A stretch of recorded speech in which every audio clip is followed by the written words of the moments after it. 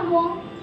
Pre preparation பண்ணுவோம் இல்லையா? ஆனா அது ஸ்ட்ராட்டஜியான்னு கேட்டா இல்ல. அப்ப ஸ்ட்ராட்டஜினா என்ன?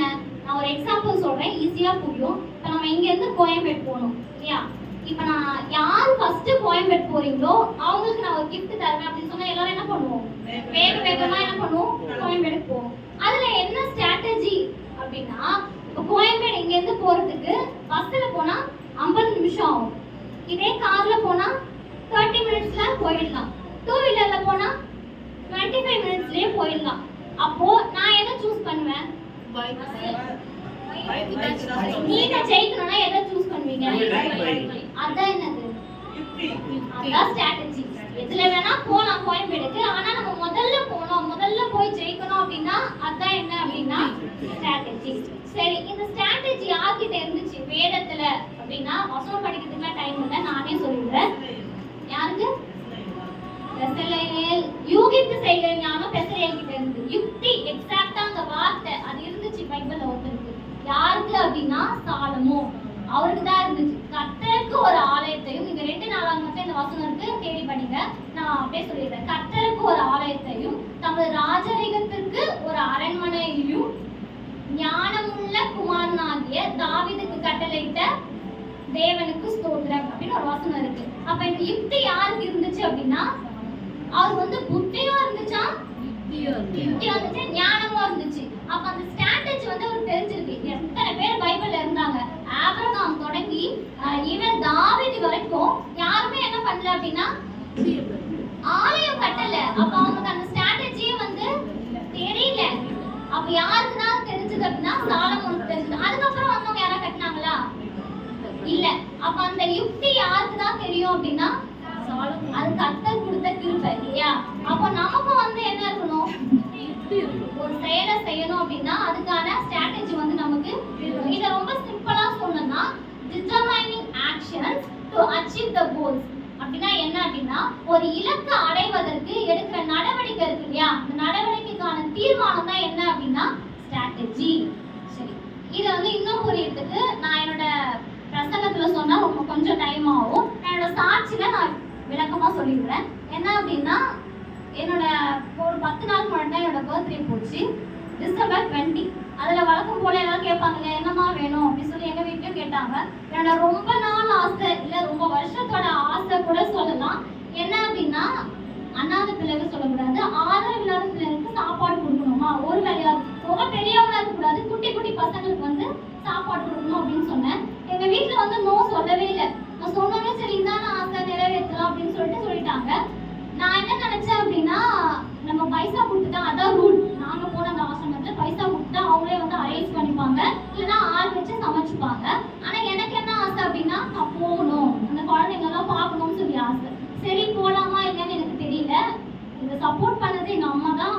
கர்த்தருக்கு நான் நன்றி சொல்றேன். நான் அரேஞ்ச்மெண்ட்ஸ் எல்லாம் மாமா பார்த்துக்கிட்டாங்க. அப்ப நாங்க என்ன கேட்டாங்க அப்படின்னா, ஆசிரமத்துக்கு வரலாமா, குழந்தைங்கள பார்க்கலாமா அப்படின்னு சொல்லி கேட்டாங்க.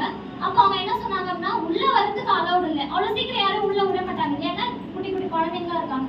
அவங்க அந்த 8 ஒரு லேடி தான், அவங்க ஒரு கர்த்தரோட பிள்ளை, அது கர்த்தரோட ரூம் தான்.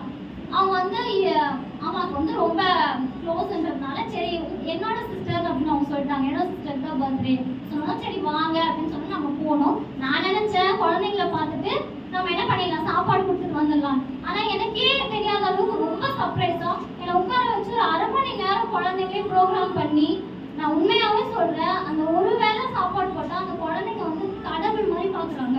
எனக்காக ஹாப்பி பர்த்டே சௌமியாக்கான்னு வச்சு கேக் வெட்டி எனக்கு ரொம்ப சந்தோஷமா இருந்துச்சு. அந்த குழந்தைங்களுக்கு என்ன யாருன்னு தெரியாது, எனக்கும் அந்த குழந்தைங்க தெரியாது. நான் ஒரு முறை தான் இப்ப பாக்குறேன். அவ்வளோ அன்பு அவங்க கொடுத்தாங்க.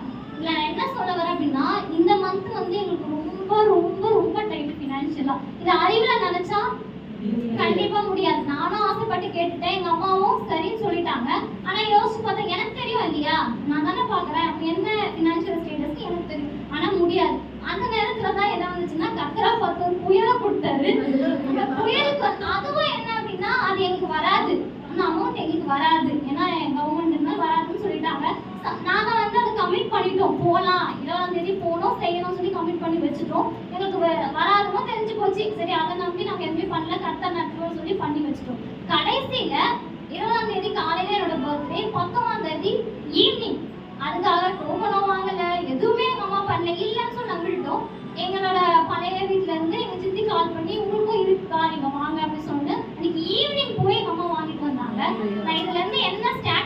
சொல்ல வர அப்படின்னா, ஏழைக்கு இறங்குகிறவன் அவன் கொடுத்ததை அவர் திரும்ப கொடுப்பார். இல்லையா?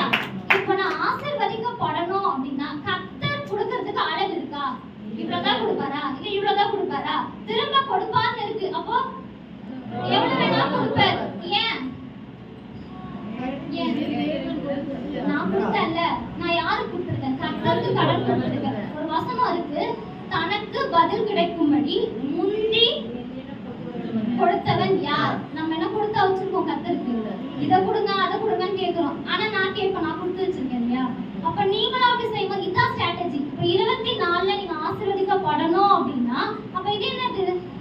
இது நான் சொல்றது ஒரே ஒரு ஸ்ட்ராட்டஜி தான். இது மாதிரி ஆவிக்குரியதுல நிறைய இருக்கு. இது ஆவிக்குரியதுக்கு தான் பொருந்தமா இல்ல உலகத்துக்கும் ஒரு சின்ன சமைக்கிறதா இருந்தாலும் எது முன்னாடி சமைக்கணும் எது பின்னாடி சமைக்கணும் அப்பதான் நேரம் சீக்கிரமா ஆகும். வண்டி ஓட்டுறதுலயும் ஸ்ட்ராட்டஜி இருக்கு. வேலை செய்யறதுல, சம்பாதிக்கிறதுல, சேர்த்து வைக்கிறதுல எல்லாத்துலயுமே என்ன இருக்கு அப்படின்னா ஸ்ட்ராட்டஜி இருக்கு. நம்ம இத்தனை வருஷம் 30 வருஷம் 40 வருஷம் 25 வருஷம் எல்லாம் எதுல வாங்கணும் அப்படின்னா புத்தியில வாங்கணும். இனிமே 24 இருந்து எப்படி வாழலாம்? யுக்தி. ஒரு செயலை செய்யணும், ஒரு இலக்கை போய் நம்ம அடையணும் அப்படின்னா அதுக்கு எடுக்கிற தீர்மானத்துல எப்படி இருக்கணும் அப்படின்னா தெளிவா இருக்கணும். ஒரு ஸ்ட்ராட்டஜி பிளான் பண்ணணும். அப்பதான் நம்ம போய் என்ன பண்ண முடியும்? அந்த கோலை ரீச் பண்ண முடியும். சாலமோனுக்கு கர்த்தர் கொடுத்தாரு, நமக்கு கொடுப்பாரா கொடுக்க மாட்டாரா?